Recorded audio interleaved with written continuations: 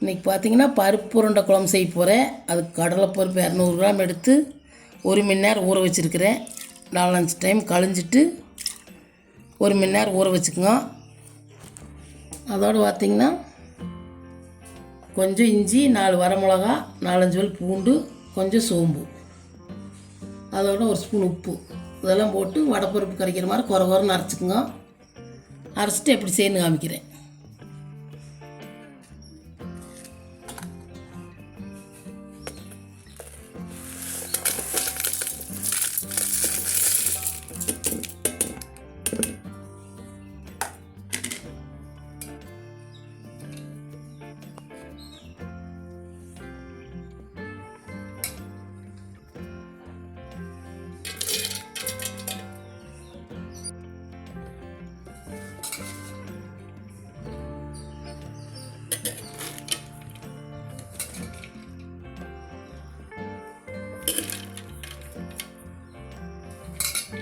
தண்ணி ஊற்றி அரைச்சிக்கோங்க.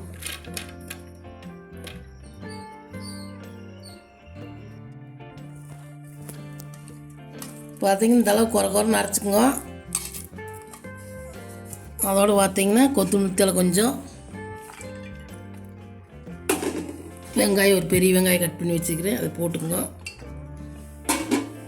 போட்டு கலக்கி உருண்டை பிடிச்சிக்கலாம்.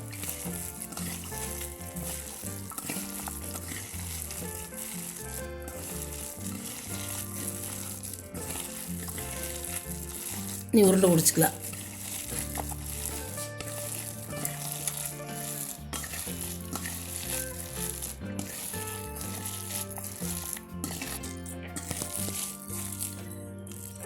இந்த அளவுக்கு வேஞ்சாச்சு. இந்த அளவுக்கு உருண்டை பிடிச்சிக்கலாம். இந்த மாதிரி எல்லாம் பிடிச்சிட்டு அப்புறம் இட்லி சட்னி வச்சு வேக வச்சுக்கலாம். எல்லாம் பிடிச்சிக்கலாம்.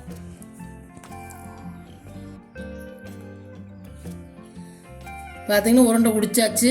கொஞ்சமாக குழம்புக்குள்ள உடக்குள்ள வச்சுக்கோங்க. நீ இது இட்லி சட்னி போட்டு வேக வச்சுக்கலாம்.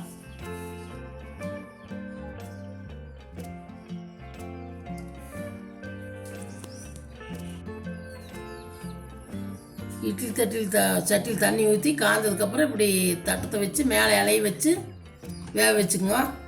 இலை இல்லாத துணி போட்டு வேக வச்சுக்கோங்க. இப்படி வச்சு வேக வச்சுக்கலாம்.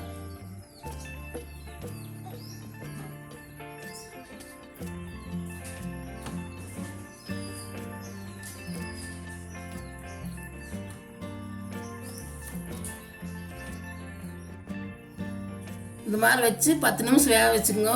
உருண்டையை மூடி 10 நிமிஷம் வேக வச்சுக்கலாம். பார்த்தீங்கன்னா உருண்டை வெந்துருச்சு. எடுத்துக்கலாம். எடுத்து ஒரு தட்டில் வச்சுக்கலாம். எடுத்து வச்சுக்கோங்க. எடுத்து வச்சுக்கோங்க. இப்படி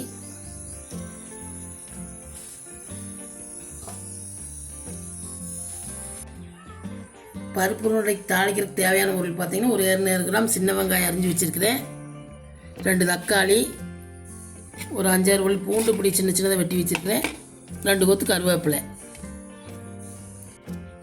அதோட மஞ்சத்தூள் 1 ஸ்பூனு, மிளகாத்தூள் 1 ஸ்பூனு, மல்லித்தூள் 2 ஸ்பூனு,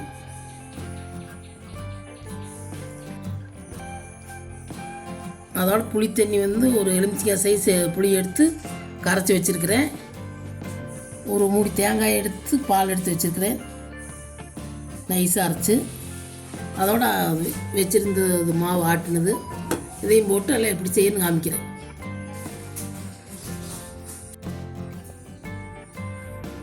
அடுப்பு பற்ற வச்சுங்க. ஒரு வடைச்சட்டி வச்சுங்க. தேவையான அளவு எண்ணெய் ஊற்றிங்க.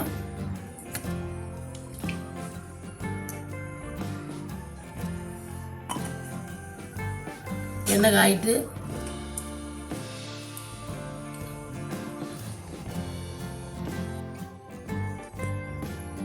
எண்ணெய் காய்ஞ்சிருச்சு. கடுகு போட்டுக்கலாம்.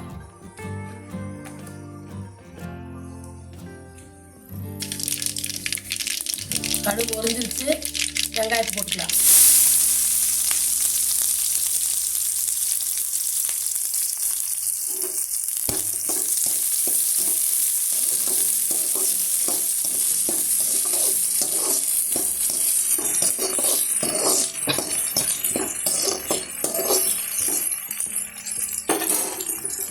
பூண்டையும் போட்டுக்கலாம்.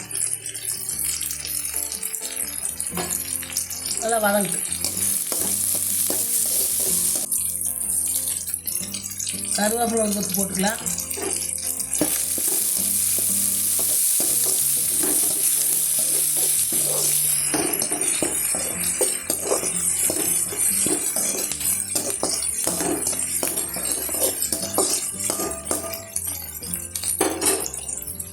வெங்காயம் இந்தளவு வதங்கிடுச்சு. தக்காளி போட்டுக்கலாம்.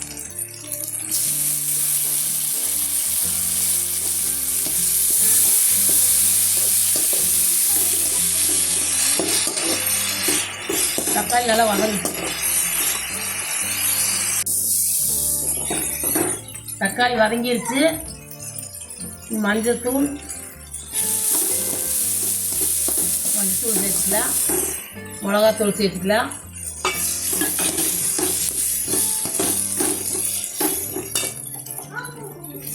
மல்லித்தூள் சேர்த்துக்கலாம்.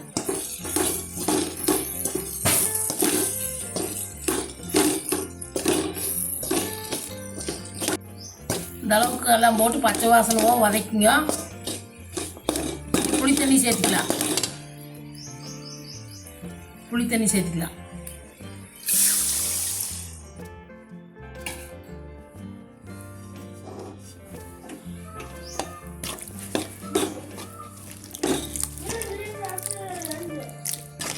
புளி தண்ணி ஒரு கொதிக்கிட்டு அப்புறம் அரைச்சி வச்சது போட்டுக்கலாம்.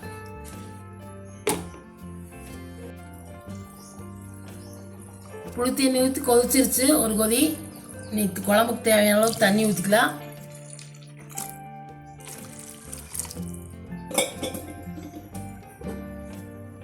இந்த அளவுக்கு ஊற்றிங்க. உப்பு சேர்த்துக்கலாம்.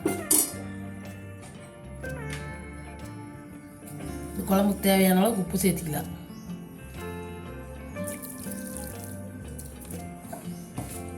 நல்லா ஒரு கொதிக்கிட்டு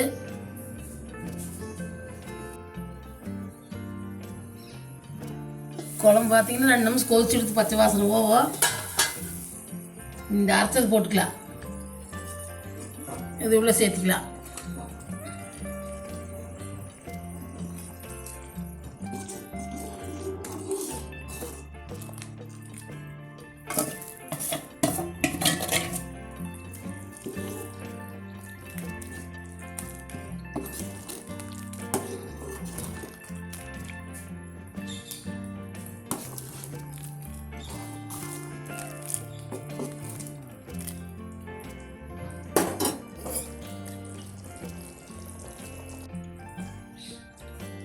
அரைச்சதை சேர்த்தியாச்சு. ஒரு 2 நிமிஷம் கொதிக்கிட்டு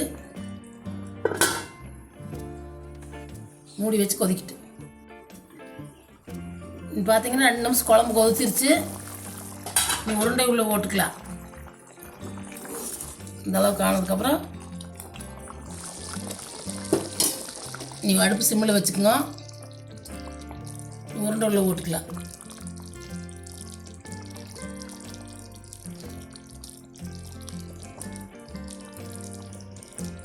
கொஞ்சம் நேரத்துக்கு வரைக்கும் கிளறி விட்டுங்க. ஒரு 5 நிமிஷம் கொதிக்கிட்டு நம்ம கிளறினா உடஞ்சி போயிடு.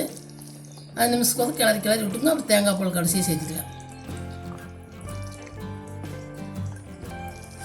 கொஞ்சம் சிம்மில் வச்சு கொதிக்கிட்டு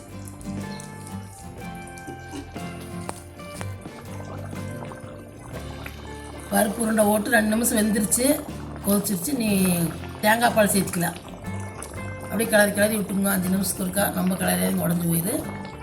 தேங்காய் பால் சேர்த்துக்கலாம்.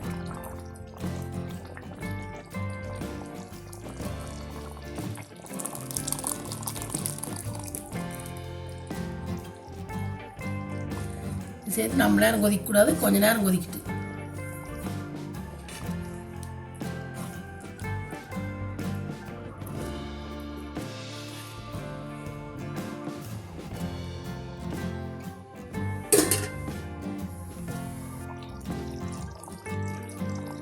தேங்காய் பால் ஊற்றி 2 நிமிஷம் கொதிச்சிருச்சு.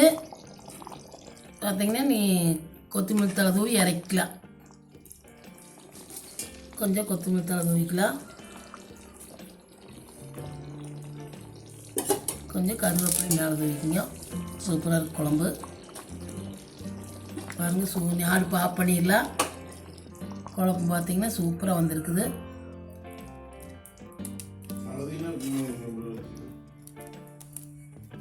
இந்த மாதிரி தளவுகளை போட்டு நீங்களும் செஞ்சு பாருங்க. சூப்பராக இருக்குது. செஞ்சு பார்த்துட்டு வீடியோ பிடிச்சிருந்தா லைக் பண்ணுங்கள், ஷேர் பண்ணுங்கள், சப்ஸ்கிரைப் பண்ணுங்கள்.